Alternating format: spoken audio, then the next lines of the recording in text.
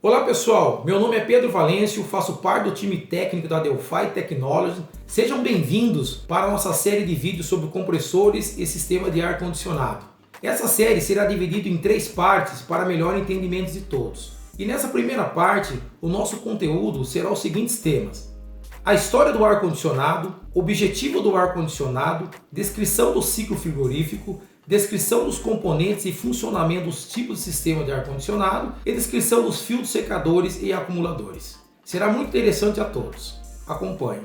Ok, pessoal, a invenção do ar-condicionado teve seu início em 1902, quando o jovem engenheiro William Carey, ele notando que nos dias mais úmidos as indústrias as gráficas tinham problemas com a impressão de papel. Aí ele inventou um processo mecânico de condicionamento de ar. Esse invento tornou-se o principal precursor de toda a indústria de climatização e controle ambiental. Em 1904 se tornou público e em 1914 se tornou uso nas residências e também em hospitais. Em hospitais teve um benefício muito grande porque esse sistema supria com umidade extra, principalmente berçários e bebês prematuros que tinham problemas respiratórios. Com esse fato diminuiu fortemente a mortalidade infantil. O objetivo do ar-condicionado é proporcionar conforto térmico aos passageiros do veículo através de controle de temperatura, controle de umidade e redução de poluentes. Tem também a função de trocar a temperatura interna do habitáculo do veículo com a temperatura externa, permitindo a redução da mesma. Não é só a temperatura, mas a umidade relativa e o fluxo de ar influenciam diretamente na sensação de conforto. Nós notamos que lugares onde a umidade relativa está mais alta, o ser humano tem dificuldade com a evaporação do sudorese. Isso dá a sensação de um corpo melado e um desconforto maior. Por outro lado, locais onde nós temos uma temperatura externa maior e umidade relativa mais baixa, essa evaporação da sudorese fica mais fácil, tendo uma melhor sensação de conforto térmico. Todo o ciclo frigorífico do sistema de ar-condicionado é desenvolvido através de uma carta psicométrica. Essa carta psicométrica vai determinar a capacidade volumétrica do compressor, o dimensionamento do condensador e evaporador para o sistema ter um bom funcionamento. É por isso que muitas vezes alguns kits que são comprados na forma paralela, eles não têm um bom desempenho, porque a gente sempre comenta, as peças do ar-condicionado têm que conversar entre si para ter um bom funcionamento. Então nessa carta psicométrica nós podemos entender que existe um cálculo para sucção do compressor, a descarga do compressor, a entrada no dispositivo de expansão, que pode ser válvula de expansão ou tubo orifício, a entrada no evaporador, e assim fica uma configuração dentro da área de conforto do ser humano para que o sistema tenha um bom rendimento. O sistema de climatização trabalha em conjunto técnico com o sistema de arrefecimento. Então nós notamos, se o sistema de arrefecimento não tiver um bom funcionamento, com certeza vai atrapalhar o desempenho do sistema de climatização. Então nós vamos entender aqui um pouquinho da função de cada componente. No sistema de arrefecimento nós temos a bomba d'água, que é responsável pela circulação de água em todo o sistema. Temos o radiador, que é um trocador de calor responsável por dissipar o calor que circula no sistema de arrefecimento. O aditivo de radiador é responsável para lubrificar, proteger o sistema contra a corrosão e elevar também a temperatura de ebulição da água e proteger o sistema contra congelamento. No sistema de climatização, nós temos o compressor, que é o coração do sistema, é responsável para movimentar e aumentar a pressão do fluido refrigerante. Nós temos o condensador, que é um trocador de calor do fluido refrigerante com o meio ambiente. E temos também o evaporador, que a sua função é desumidificar o ar e também resfriar o ar. O evaporador é o componente que está mais próximo ali ao passageiro no habitáculo do veículo. Todo o sistema é desenvolvido através de uma carta psicométrica. Então é através de uma carta psicométrica que a engenharia utiliza que você consegue dimensionar a sucção do compressor, a descarga desse compressor, a entrada do dispositivo de expansão e também fazer com que esse ciclo feche perfeitamente. Nós observamos no mercado alguns kits de climatização que são instalados nos veículos e muitas vezes eles são mal dimensionados, porque não tem esse bom funcionamento de todas as peças e o sistema acaba ficando deficiente. Então, através dessa carta psicométrica é onde toda a engenharia desenvolve o sistema de ar-condicionado para que tenha um bom funcionamento em todas as condições. Após a carta psicométrica ser estudada e desenvolvida pelos engenheiros, é feita a elaboração dos componentes. Os componentes do ar-condicionado, a grande maioria dos sistemas de ar-condicionado, eles possuem o compressor, o condensador e o evaporador. Os sistemas trabalham em diferentes configurações. Uns trabalharão com válvula de expansão e filtro secador e outros trabalharão com tubo orifício e acumulador. Nós vamos ver os detalhes técnicos na sequência.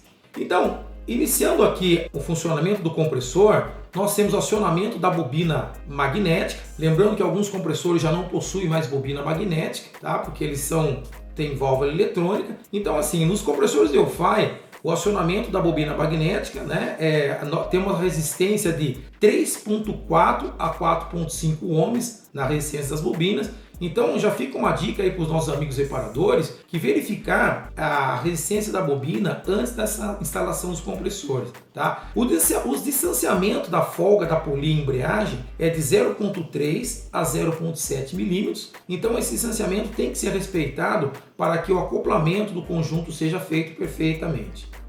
Para que o acoplamento da embreagem e polia aconteça de forma exata e perfeita, existem alguns calços na peça que não podem ser retirados. Nós notamos muitas vezes que existe a remoção desses calços e esses calços eles fazem com que a peça fique na dimensão correta para que não haja um acoplamento irregular.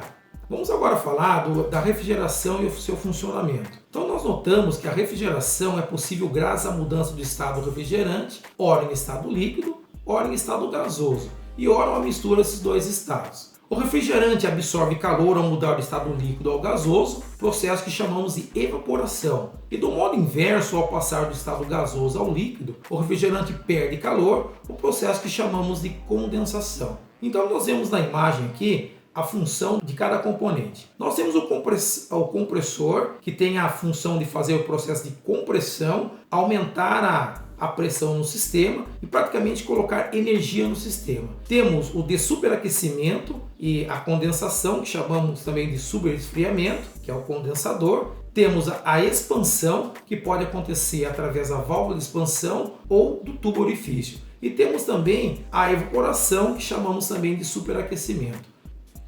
Como comentamos, os sistemas trabalham com dois tipos de dispositivo de expansão. Então nós vamos passar passo a passo para a gente entender o funcionamento de cada um.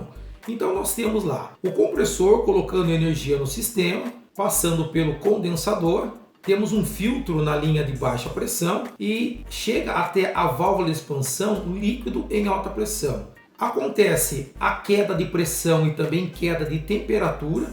Essa é uma boa característica dos fluidos refrigerantes. Existe a troca de energia no evaporador e dentro do compressor volta novamente vapor. Então aqui fica um detalhe técnico bastante interessante, que dentro do compressor ele só pode entrar vapor. Logicamente que tem um fluido refrigerante que arrasta também o óleo, numa proporção técnica adequada para que não exista golpes líquidos e calço hidráulico no compressor. O que ajuda a evaporação do fluido para entrar novamente dentro do compressor é a troca de energia que ele faz com o fluxo de ar, ligado pela ventoinha interna, que está um pouco mais quente do que esse fluido e acaba trocando essa energia, ajudando a evaporar o fluido que entra dentro do compressor. No sistema que utiliza uma válvula de expansão, essa válvula também tem uma função extremamente importante, que é controlar o fluxo de fluido refrigerante para a válvula de controle nos compressores variáveis, o qual nós vamos ver os detalhes técnicos posteriormente. Todo sistema que utiliza a válvula de expansão também utiliza o filtro secador na linha de baixa pressão, que tem as seguintes finalidades: filtrar as impurezas, absorve a umidade remanescente no sistema e também faz a reserva do fluido refrigerante. O filtro secador garante que a válvula de expansão sempre seja alimentada com refrigerante na forma líquida. Uma outra configuração que nós temos de sistema são os sistemas que trabalham com o tubo orifício, como dispositivo de expansão. É o mesmo funcionamento técnico da válvula de expansão, só que com o tubo orifício, por detalhe que ele não tem a mesma capacidade técnica de expansão do que a válvula de expansão, trabalha-se com um filtro acumulador na linha de baixa pressão, para evitar calço hidráulico no compressor e esse compressor vir a parar de funcionar. Na imagem que nós temos aqui, é um compressor que teve sucção de líquido na linha de baixa pressão, provocando um calço hidráulico no compressor. Muito bem, pessoal, obrigado por nos acompanhar nessa primeira parte da série de vídeos sobre compressor e sistema de ar-condicionado. Não esqueça de deixar seu like, se inscrever no canal para ficar atento em todas as informações que serão postadas. Até o próximo vídeo.